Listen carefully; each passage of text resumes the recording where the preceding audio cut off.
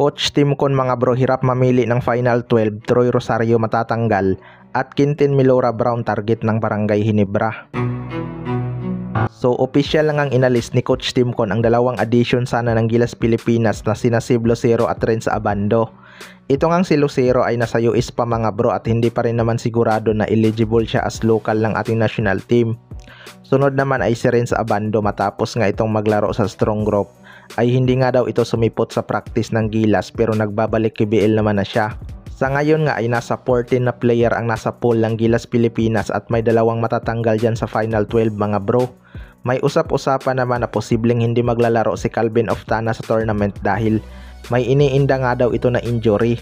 Nandyan naman si Troy Rosario na posibleng papalit sa kanya pero magkaiba talaga ang impact nilang dalawa mga bro. Kung lalaro si Calvin Oftana, siguradong matatanggal itong si Troy Rosario. Mahalaga talaga si Calvin Oftana sa sistema ni Coach Tim Con. Matangkad nga ito para sa kanyang position na shooting guard or small forward. Pero kung hindi lalaro si Calvin Oftana mga bro, baka si Troy ang ipasok ni Coach Tim Con para may pang backup sa power forward. Dating Gilas player naman na din itong si Troy Rosario.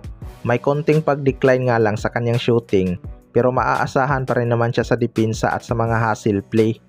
Nagagamay na rin ito ang sistema ni Coach Tim Con. Sa kabilang banda naman mga bro, Quintin Milora Brown target ng Barangay Ginebra.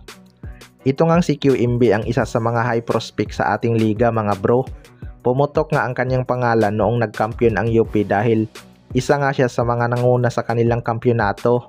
16 nga ang height nito at may tira pa beyond the arc mga bro. Sayang lang at hindi pa siya eligible sa ating national team bilang local.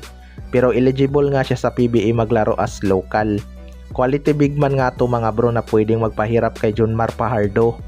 Ayon nga sa source mga bro ay target daw ito ng Barangay Ginebra makuha sa rookie draft.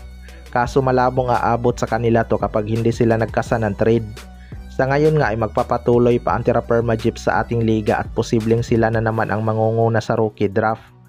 Ang tanging paraan lang talaga para mapunta ito sa Barangay Ginebra mga bro ay magkasa sila ng trade sa Terra Firma Jeep kapalit ang first overall pick. Pero usap-usapan nga na mag-i-skip daw muna ito sa rookie draft mga bro at maglaro muna daw ito overseas. Maraming ang nagkaka-interes sa big man na to sa labas ng bansa. Sa ngayon nga ay nasa Taiwan League ito naglalaro at hindi malabong lilipat to kapag may nakuha na magandang offer. 24 years old pa lang naman to mga bro kaya pwede pa talaga siyang magpahinog sa ibang liga. Kapag nagkaroon na ng chance ang Barangay Ginebra na makuha ang first overall pick, pwede nga nila itong kausapin magpa-draft. Kailangan din kasi nila ng pamalit kay Japit Aguilar balang araw kapag nagretiro na to. Kayo mga bro, ano masasabi nyo tungkol dito?